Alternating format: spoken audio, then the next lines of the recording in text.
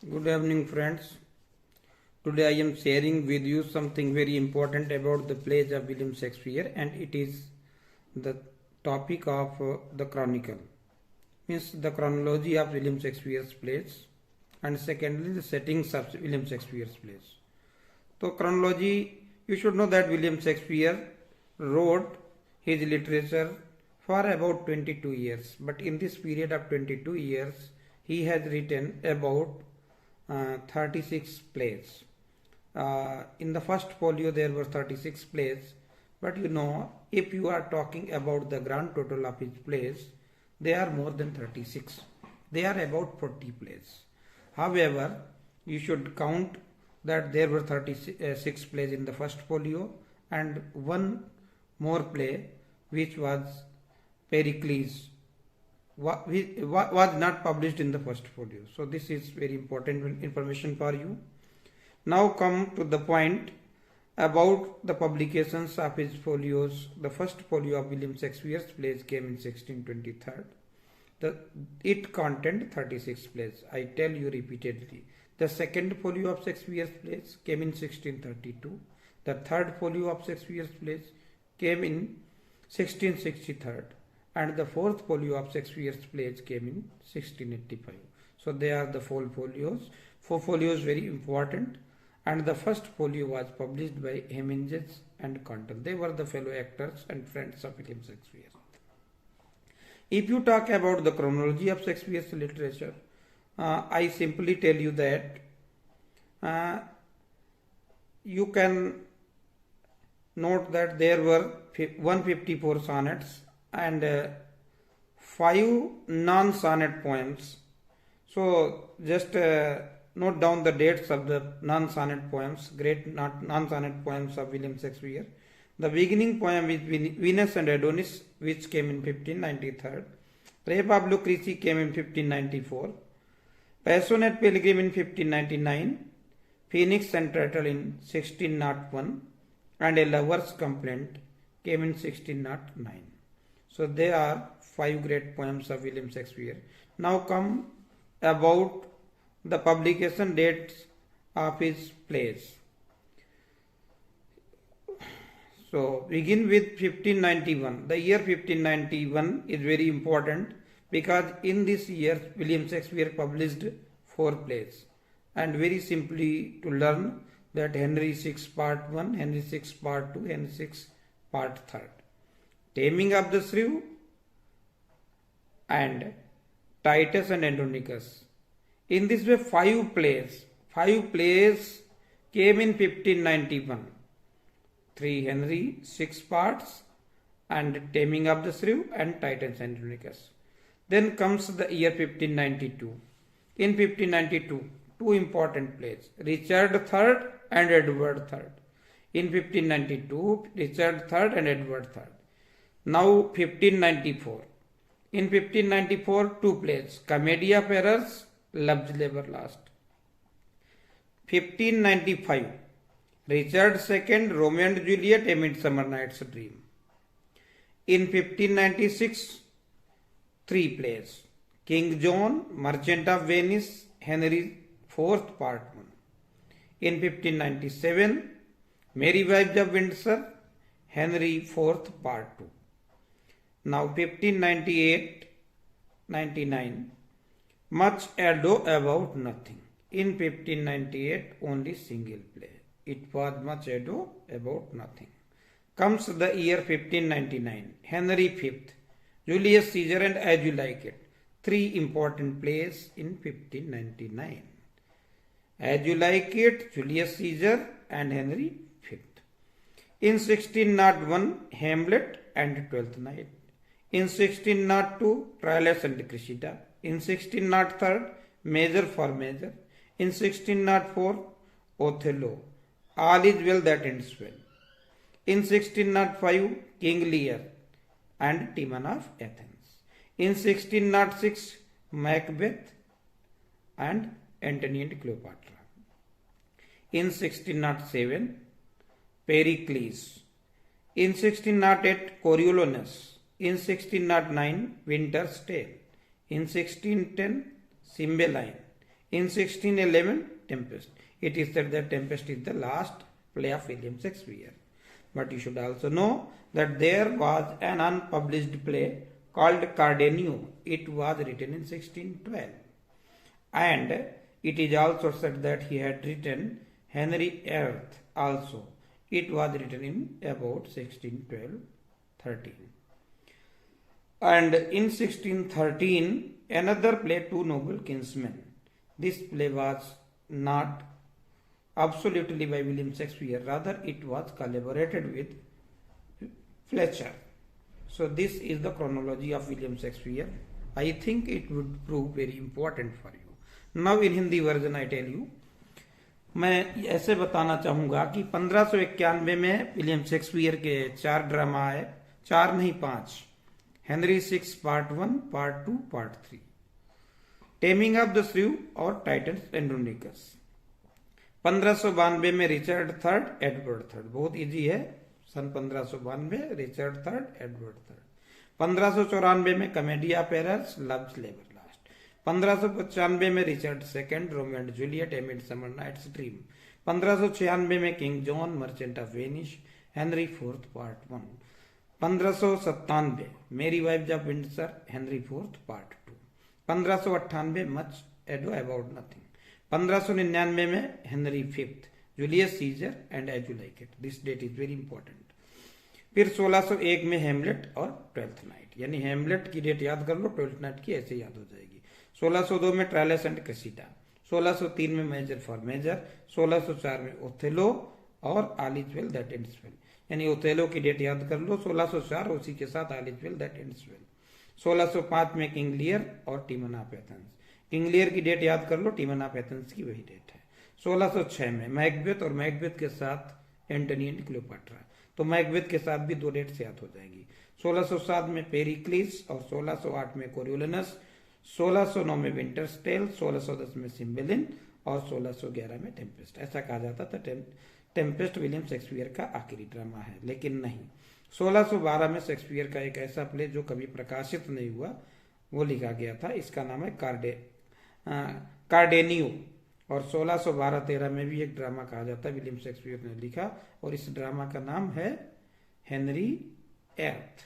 और 1613 और 14 यानी लास्ट प्ले जो विलियम शेक्सपियर का है, टू नोबल किंग्समैन, ये ड्रामा विलियम शेक्सपियर ने अकेले नहीं लिखा। इस ड्रामा में साथ में लिखने वाले सह लेखक थे विलियम फ्लेचर। तो इस प्रकार से विलियम शेक्सपियर की ये क्रोनोलॉजी है। और शुरुआत से बताया था कि 5 पोएम्स जो सोनेट्स के अलावा हैं वो बहुत इजी है याद करना। 1593 में वीनस एंड एडोनिस, 94 में रेप ऑफ लुक्रेसी और 99 में passionate pilgrim, phoenix and turtle 1601 में, और ए लवर्स कंप्लेंट 1609 में। तो ये जानकारी है उनके डेट्स के बारे में। It is the date sheet of William Shakespeare. I think it would certainly help all those students who are preparing for some competitive exams or for their academic exams.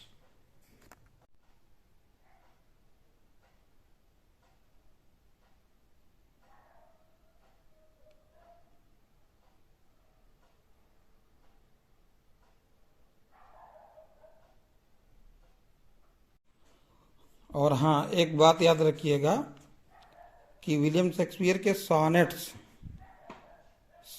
की क्या डेट है। तो मैं आपको बता देता हूं कि विलियम शेक्सपियर के सॉनेट्स जो हैं 1593 से लेकर के 1596 के बीच में लिखे गए, यानी sonnets of William Shakespeare were written between 1593 to 1596 and these sonnets were published in 1609। 1609 में प्रकाशित हुए थे। और प्रकाशित करने वाला कौन था? प्रकाशित करने वाले थे Thomas Thorpe. The sonnets of William Shakespeare were published by Thomas Thorpe. उसी तरीके से मैं ट्रिकी स्टाइल में विलियम शेक्सपियर के ड्रामाज की सेटिंग बताता हूँ, क्योंकि जो राइटर बुक लिखता है तो उसका एक टोपोग्राफी होती है, उसका एक क्षेत्र होता है कि वहाँ की मतलब किस स्थान को उसने चुना है। तो विलियम शेक्सपियर ने जो स्थान चुने हैं, ड्रामा जरूर उनके 36 हैं या 38 हैं, लेकिन स्थान केवल ये समझ लो 17 ही स्थान है। तो सबसे पहले 10 ड्रामाज जो हैं वो एक ही स्थान में सेटिंग है। जितने भी विलियम शेक्सपियर के हिस्ट्री प्लेज हैं उनकी सेटिंग है लंदन। अब हिस्ट्री प्लेज के अलावा मैं बता रहा हूं कि रोम में कौन कौन से ड्रामाज की सेटिंग है। तो रोम में Titus Andronicus, Julius Caesar, Antony and Cleopatra, Coriolanus, Othello, merchant of Venice. अच्छा, कुछ ड्रामा की सेटिंग 2 स्थान पर हो सकती है, जैसे फिल्म आदि यहाँ शूट की गई, दूसरी आधा पार्ट दूसरी जगह शूट किया गया। तो जैसे मर्चेंट ऑफ वेनिस है तो इसकी वेनिस भी सेटिंग है। वेनिस कहाँ है? रोम में है। और बेलमोंट भी है, क्योंकि जो हीरोइन थी मर्चेंट ऑफ वेनिस की वो बेलमोंट में रहती थी। उसी प्रकार से कोरियोलनस की सेटिंग कोरियोली है और एंटियम है। एंटनी क्लियोपाट्रा की भी सेटिंग रोम के अलावा इजिप्ट है, क्योंकि क्लियोपाट्रा कहाँ की रहने वाली थी? इजिप्ट की। और एंटनी कहाँ का रहने वाला? रोम। तो एंटनी क्लियोपाट्रा की सेटिंग रोम कही जाए तब भी ठीक, इजिप्ट कहा जाए तब भी ठीक। अब यूनानी ड्रामाज यानी ग्रीक, तो ग्रीस में कहाँ कहाँ किस ड्रामाज की सेटिंग है? तो उसमें ट्रायलस एंड क्रिसिडा, यानी 2 जगह ट्रायलस एंड क्रिसिडा की सेटिंग है, ट्रॉय और स्पार्टा।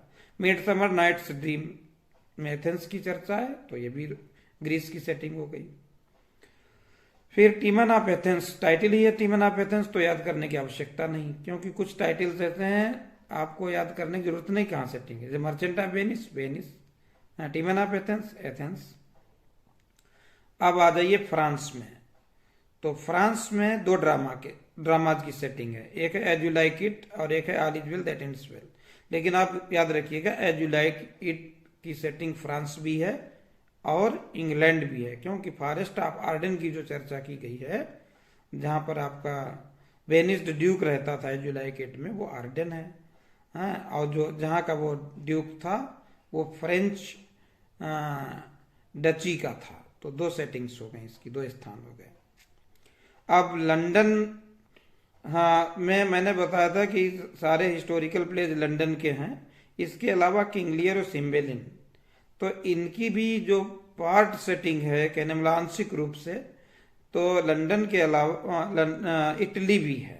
सिम्बेलिन की इटली है और किंग लियर की ब्रिटेन, ये आप बता सकते हो। और अब आ जाइए जो अलग सेटिंग्स हैं, मतलब बंच में नहीं है।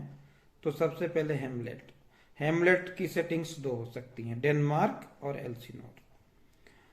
डेनमार्क का प्रिंस था और एल्सिनोर में उसका किला था। मैकबेथ में इन्वर्नेस यानी स्कॉटलैंड में इन्वर्नेस है, तो स्कॉटलैंड भी है और इंग्लैंड भी है, क्योंकि जो ड्यूक जो किंग था डंकन था, उसका बेटा मालकम इंग्लैंड को भाग के गया था, तो वहां पर उसने प्रेपरेशन किया था रिवेंज लेने का।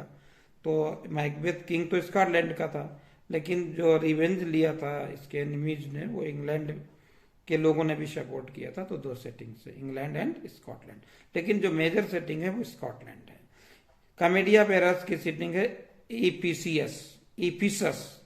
लव्ड लेवर लास्ट की सेटिंग है नेवेरे, और मेजर फॉर मेजर की सेटिंग है वियना। मेरी वाइफ जब विंडसर की सेटिंग है विंडसर, बहुत इजी है क्योंकि मेरी वाइफ जब विंडसर। फिर मच अडो अबाउट नथिंग की सेटिंग है मेसिना। टेमिंग ऑफ द श्रू की पर्डुआ। 12th नाइट की इलीरिया, क्योंकि 12th नाइट में जो था ड्यूक जो था इलीरिया का था। रोम एंड जूलियट की 2 जगह सेटिंग है, एक लड़की के परिवार एक लड़के का परिवार, तो वेरोना और मैंटुआ।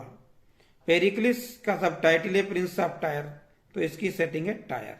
टेम्पेस्ट की सेटिंग है मिलान, और वो आइलैंड जहां पर आपका प्रॉस्पेरो रुका था, तो आइलैंड भी कह सकते हो, सी आइलैंड और मिलान, क्योंकि ड्यूक वो था प्रॉस्पेरो, ड्यूक ऑफ मिलान था। द विंटर स्टेल की सेटिंग है सिसिलिया और बोहेमिया। अब लास्ट में आते हैं 2 जेंटलमैन ऑफ वेरोना, इसकी सेटिंग है वर्नो और मिलान और Padua.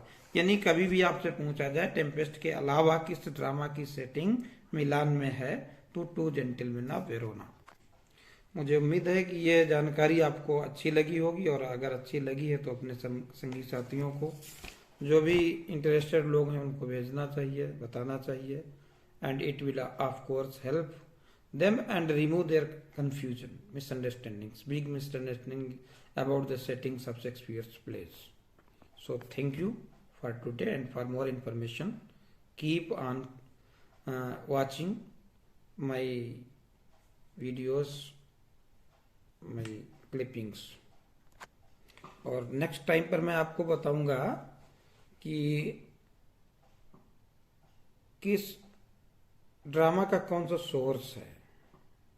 I will compile the sources of all the plays of William Shakespeare in the next folio or next clip. Thank you once again.